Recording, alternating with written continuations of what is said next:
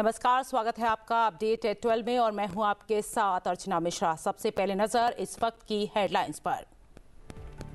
उपराष्ट्रपति सीपी राधाकृष्णन आज से तमिलनाडु के 3 दिन के दौरे पर। उपराष्ट्रपति का पदभार संभालने के बाद उनकी पहली तमिलनाडु की यात्रा। कोयम्बटूर, तिरुपुर और मदुरई और रामनाथपुरम में विभिन्न कार्यक्रमों में लेंगे हिस्सा। इंडिया मैरीटाइम वीक 2025 में कल शामिल होंगे प्रधानमंत्री, करेंगे विशेष सत्र को संबोधित। विश्व के सबसे बड़े समुद्री सम्मेलन में समुद्री पारिस्थितिकी तंत्र के प्रमुख हितधारक हो रहे हैं शामिल। एसआईआर का दूसरा चरण आज से प्रारंभ। 12 राज्यों और केंद्र शासित प्रदेशों में होगा मतदाता सूचियों का विशेष गहन पुनरीक्षण। 7 फरवरी 2026 को की जाएगी अंतिम मतदाता सूची प्रकाशित। चक्रवात मोन्था ने आंध्र प्रदेश के तटीय इलाकों में दस्तक दी, भीषण तूफान की आशंका। प्रधानमंत्री नरेंद्र मोदी ने आंध्र प्रदेश के मुख्यमंत्री को किया फोन, सभी एजेंसियों को हाई अलर्ट पर रहने का निर्देश। प्रधानमंत्री ने हर संभव मदद का दिया भरोसा। उगते सूर्य को अर्घ्य देने के साथ ही संपन्न हुआ छठ का महापर्व। राष्ट्रपति, उपराष्ट्रपति, प्रधानमंत्री और लोकसभा अध्यक्ष ने दी शुभकामनाएं।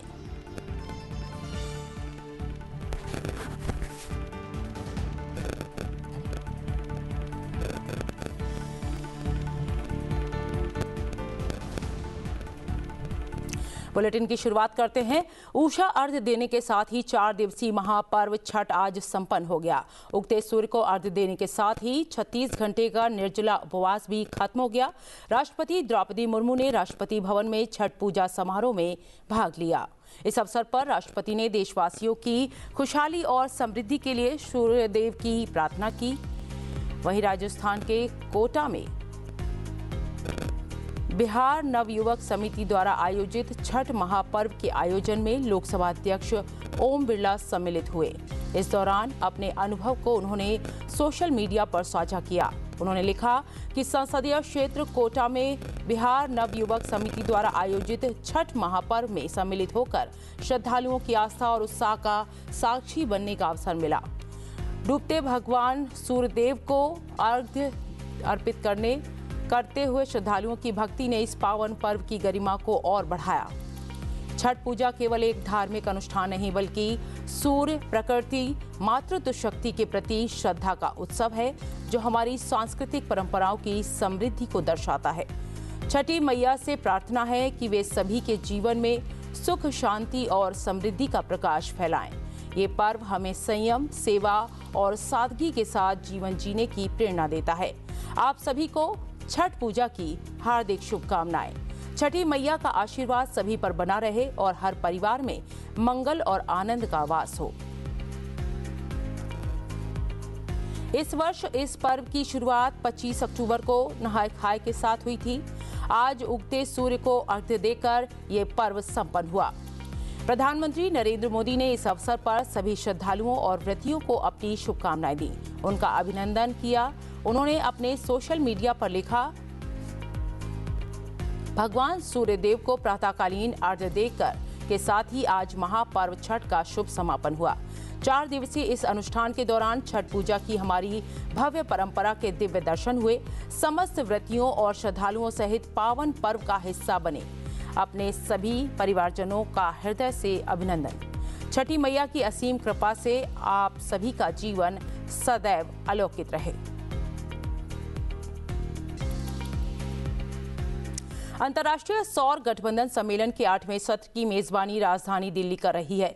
यह सम्मेलन राजधानी के भारत मंडपम में कल से शुरू हुआ। 30 अक्टूबर तक चलने वाले इस आयोजन का उद्देश्य वैश्विक समुदाय के मध्य सहयोग बढ़ाना और एक उज्जवल और टिकाऊ भविष्य के लिए सौर ऊर्जा को अपनाने में तेजी लाना है। राष्ट्रपति द्रौपदी मुर्मू ने आज दिल्ली के भारत मंडपम में अंतर्राष्ट्रीय सौर गठबंधन सभा के 8वें सत्र का उद्घाटन किया।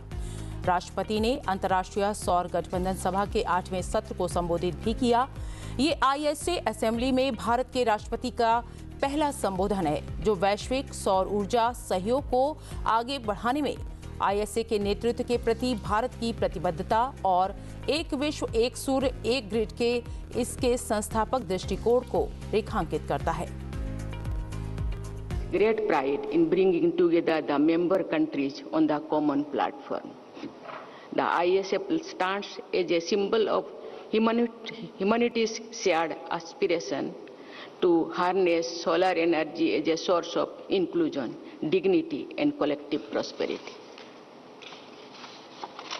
Since ancient times, civilizations in India and across the world have revered the sun as the ultimate source of life and energy. This morning, as part of Chhath Puja celebrations, devotees in various parts of India offered arghya to the rising sun and prayed for the well-being and prosperity of their families. Yesterday, I also offered prayers to the setting sun. The sun connects us all, and when treated as a shared resource, it becomes a powerful force for global good. Ladies and gentlemen, climate change is affecting the entire world. Urgent and concrete steps need to be taken to deal with this threat. India is committed to combating climate change and is taking determined steps. International Solar Energy was launched in 2015 and its founding conference was held in 2018 in New Delhi. The ISA represents a significant step towards addressing this global challenge by encouraging the adoption and use of solar energy. उपराष्ट्रपति CP Radhakrishnan आज से तमिलनाडु के 3 दिन के दौरे पर रहेंगे। उपराष्ट्रपति का पदभार संभालने के बाद अपनी इस पहली यात्रा के दौरान वे कोयम्बटूर, तिरुपुर, मदुरई और रामनाथपुरम में विभिन्न कार्यक्रमों में हिस्सा लेंगे। उपराष्ट्रपति सीपी राधाकृष्णन सेशेल्स गणराज्य की आधिकारिक यात्रा से लौटने के बाद पदभार ग्रहण करने के बाद तमिलनाडु की अपनी पहली यात्रा पर आज कोयम्बटूर पहुंचे। कोयम्बटूर पहुंचने पर कोयम्बटूर के लोगों ने उनका गर्मजोशी से स्वागत किया। इस दौरान उपराष्ट्रपति ने उपस्थित लोगों को संबोधित भी किया। अपनी तमिलनाडु यात्रा के दौरान उपराष्ट्रपति आज टाउन हॉल निगम भवन में महात्मा गांधी की प्रतिमा पर श्रद्धांजलि अर्पित करेंगे। इसके बाद उपराष्ट्रपति कोयम्बटूर में पेरूर मठ में शांतिलिंगा रामासामी आदिगलर के शताब्दी समारोह में भाग लेंगे। उपराष्ट्रपति शाम को तिरुपुर पहुंचेंगे और महात्मा गांधी और तिरुपुर कुमारन की प्रतिमाओं पर पुष्पांजलि अर्पित करेंगे। उपराष्ट्रपति कल यानी बुधवार को 29 अक्टूबर को तिरुपुर में एक सम्मान समारोह में भाग लेंगे और शाम को मदुरै के मीनाक्षी अम्मन मंदिर में पूजा अर्चना करेंगे। उपराष्ट्रपति बृहस्पतिवार यानी 30 अक्टूबर को रामनाथपुरम जिले के पसुमपोन में पसुमपोन मुथुरालिंगा थेवर जयंती कार्यक्रम में शामिल होंगे।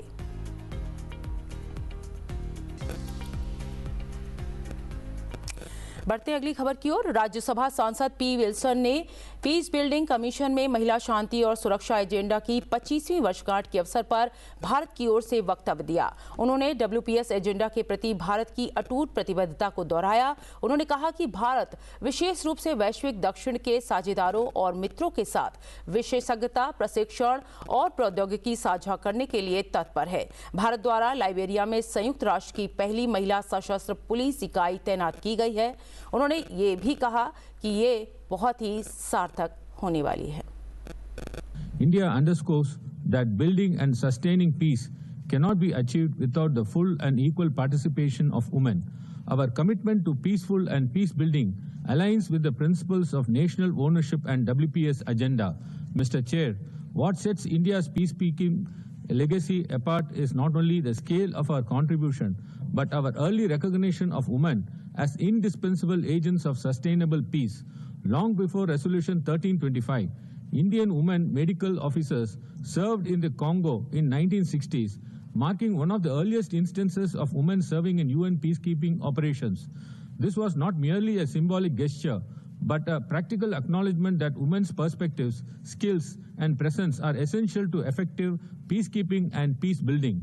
In 2007, India developed the UN first all-female formed police unit in Liberia.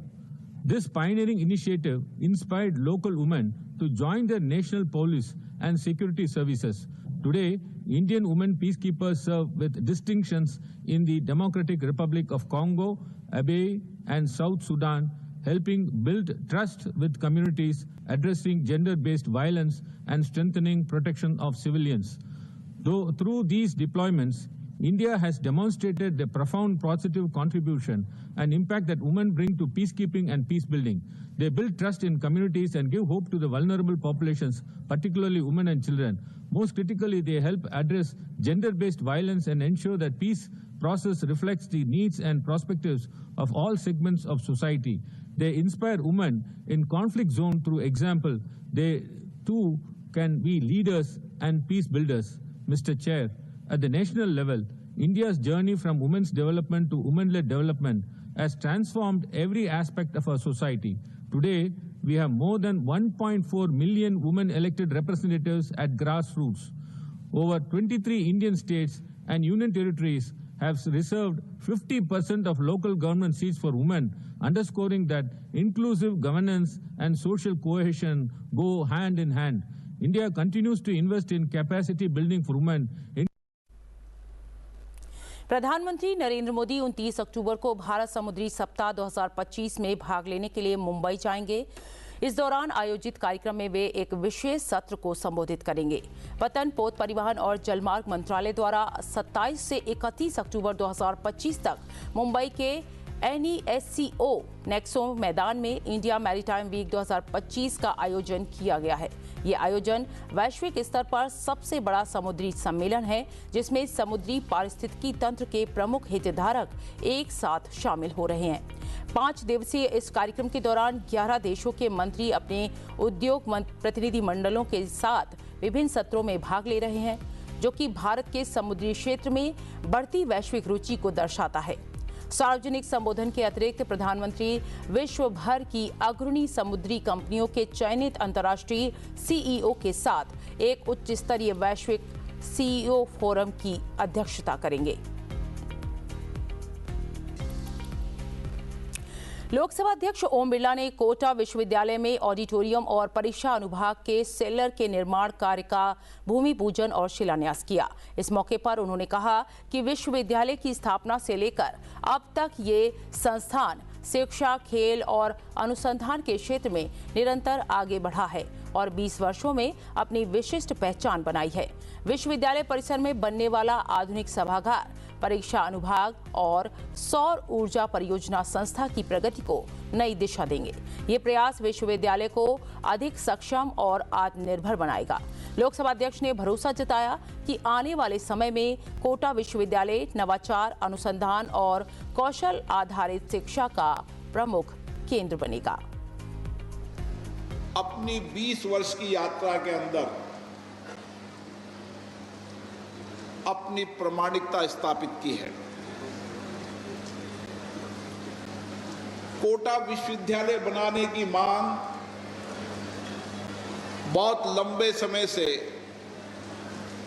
Kota विद्यार्थी करते आए थे और 2003 में ये सपना पूरा हुआ और इस सपने के साथ हम सबका संकल्प है कि हम कोटा विश्वविद्यालय को नवाचारों का, नई रिसर्च का, नए अनुसंधानों का और ज्ञान और कुशलता का केंद्र बनाएं। विदेश मंत्री एस जयशंकर आसियान शिखर सम्मेलन में भाग लेने के लिए मलेशिया में हैं। इस बीच इस आसियान समिट के इतर जयशंकर ने न्यूजीलैंड के प्रधानमंत्री क्रिस्टोफर लक्सन और मलेशिया के विदेश मंत्री मोहम्मद हाजी हसन के साथ अलग अलग बैठकें की हैं। विदेश मंत्री एस जयशंकर ने न्यूजीलैंड के प्रधानमंत्री क्रिस्टोफर लक्सन और मलेशिया के विदेश मंत्री मोहम्मद हाजी अहसन के साथ अलग अलग बैठकें की। इन बैठकों के दौरान एस जयशंकर ने द्विपक्षीय संबंधों और क्षेत्रीय मुद्दों पर चर्चा की। ये बैठकें दक्षिण पूर्व एशियाई राष्ट्र संघ आसियान के वार्षिक शिखर सम्मेलन से इतर हुई, जिसके लिए एस जयशंकर कुआलालंपुर में हैं। एस जयशंकर ने क्षेत्रीय मुद्दों पर चर्चा के लिए जापान के विदेश मंत्री मोतेगी तोशिमित्सु, ब्राजील के माउरो विएरा और ब्रुनेई के दातो एरिवान पेहिन यूसुफ से भी मुलाकात की। निर्वाचन आयोग ने कहा है कि बिहार के बाद अब देश के 12 राज्यों और केंद्र शासित प्रदेशों में विशेष गहन पुनरीक्षण की प्रक्रिया कवायद शुरू की जा रही है। मुख्य निर्वाचन आयुक्त ज्ञानेश कुमार ने कहा कि एसआईआर का प्रमुख उद्देश्य योग्य मतदाता का नाम सूची में शामिल करना और अयोग्य के नाम को मतदाता सूची से हटाना है। उन्होंने कहा कि बिहार में पहले चरण के पूरा होने के बाद एसआईआर का दूसरा चरण 12 राज्यों और केंद्र शासित प्रदेशों में शुरू हो रहा है। उन्होंने कहा कि बिहार में एसआईआर की प्रक्रिया सफलतापूर्वक पूरी की गई और इसको लेकर कोई भी अपील नहीं आई, जो कि इस कवायद की सबसे बड़ी खूबी रही। उन्होंने बताया कि मौजूदा एसआईआर स्वतंत्रता के बाद ऐसी 9वीं कवायद है और पिछला एसआईआर 21 वर्ष पहले 2002 में और उसके अलावा 2004 में हुआ था। चुनाव से पहले इलेक्टोरल रोल का रिवीजन आवश्यक है और या जब भी चुनाव आयोग आवश्यकता अनुसार निर्धारित करे। विगत कुछ दशकों से लगभग हर राजनीतिक पार्टी ने मतदाता सूची के शुद्ध न होने के ऊपर चुनाव आयोग को लगातार शिकायतें दी हैं। पहले सन 1951 से लेकर 2004 तक लगभग 8 बार स्पेशल इंटेंसिव रिवीजन इस देश में चुनाव आयोग ने कराया है और आखिरी इंटेंसिव रिवीजन लगभग 21 साल पहले 2002 से लेकर 2004 की मियाद में पूरा किया गया था। इस लंबे दौर में 2 दशकों से भी अधिक लंबे दौर में मतदाता सूची में कई परिवर्तन आवश्यक हो जाते हैं। केंद्रीय कृषि और किसान कल्याण मंत्री शिवराज सिंह चौहान ने 2025-26 खरीफ फसल के लिए तेलंगाना, ओडिशा, महाराष्ट्र और मध्य प्रदेश में 15,000 करोड़ रुपए की खरीद योजना को मंजूरी दी है। प्रधानमंत्री अन्नदाता आय संरक्षण अभियान और मंत्रालय की अन्य योजनाओं के अंतर्गत एक उच्च स्तरीय बैठक के दौरान ये मंजूरी दी गई। इन राज्यों के लिए स्वीकृत कुल खरीद राशि 15,095.83 करोड़ रुपए है, जिससे संबंधित राज्यों के लाखों किसानों को व्यापक लाभ मिलेगा। मंत्रालय ने तेलंगाना से 4,400 मीट्रिक टन से अधिक मूंग, 100% उड़द और 25% सोयाबीन की खरीद को मंजूरी दी है। ओडिशा से 18,470 मीट्रिक टन अरहर की खरीद को भी मंजूरी दी गई है। केंद्र ने महाराष्ट्र से 33,000 मीट्रिक टन मूंग, 3,25,680 मीट्रिक टन उड़द और 18,50,700 मीट्रिक टन सोयाबीन की खरीद को भी मंजूरी दी है। इसके अलावा मध्य प्रदेश से लगभग 22,21,632 मीट्रिक टन सोयाबीन की खरीद की जाएगी। ये मंजूरियां किसानों को उनकी उपज का बेहतर मूल्य दिलाने और बाजार के उतार चढ़ाव से उनकी आय को सुरक्षित करते हुए सुनिश्चित करने के लिए दी गई है। चक्रवात मोंथा ने आंध्र प्रदेश के तटीय इलाकों में दस्तक दे दी है। इसके एक गंभीर चक्रवाती तूफान में बदलने की आशंका है। बंगाल की खाड़ी के ऊपर बने निम्न दबाव के क्षेत्र के और गहराने के साथ ही चक्रवात तूफान आंध्र प्रदेश के तटवर्ती इलाकों में दस्तक दे चुका है। इसके साथ ही सोमवार को 6 राज्यों आंध्र प्रदेश, ओडिशा, तमिलनाडु, तेलंगाना, पश्चिम बंगाल और केरल में भी भारी बारिश का दौर शुरू हो गया। मौसम विभाग के मुताबिक मोंथा के आज गंभीर चक्रवाती तूफान में बदलने के आसार हैं और ये शाम तक या फिर रात तक मछलीपट्टनम और कलिंगपट्टनम के बीच आंध्र प्रदेश के तटीय बंदरगाह क्षेत्र काकीनाडा से टकरा सकता है। मौसम विभाग के मुताबिक इस दौरान 110 किलोमीटर प्रति घंटे की अधिकतम गति से हवाएं चल सकती हैं। आंध्र के मुख्यमंत्री चंद्रबाबू नायडू ने चक्रवात मोंथा के खतरों को देखते हुए अधिकारियों को आवश्यक एहतियात कदम उठाने के निर्देश दिए। प्रधानमंत्री नरेंद्र मोदी ने भी मुख्यमंत्री नायडू से फोन पर बात करके चक्रवात से निपटने की तैयारियों के बारे में जानकारी दी। प्रधानमंत्री ने आंध्र प्रदेश को हर संभव मदद का वादा किया है। मोंथा चक्रवात के मद्देनजर आंध्र प्रदेश के अलावा अन्य राज्यों में भी पूरी सतर्कता बरती जा रही है। तटवर्ती इलाकों से 50,000 से ज्यादा लोगों को सुरक्षित स्थानों पर पहुंचाया जा चुका है। राष्ट्रीय आपदा प्रतिक्रिया बल एनडीआरएफ और एनडीआरएफ की टीमें भी किसी भी स्थिति से निपटने के लिए मुस्तैद हैं।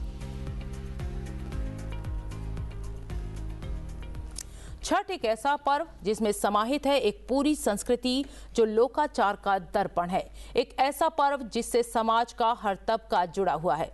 ये पर्व है सामूहिकता का, सामाजिक समरसता का, लोक और पारंपरिक गीतों का और धुनों का। आज इस पर्व के समापन पर हम आपको छोड़े जाते हैं इससे जुड़ी कुछ झलकियों के साथ।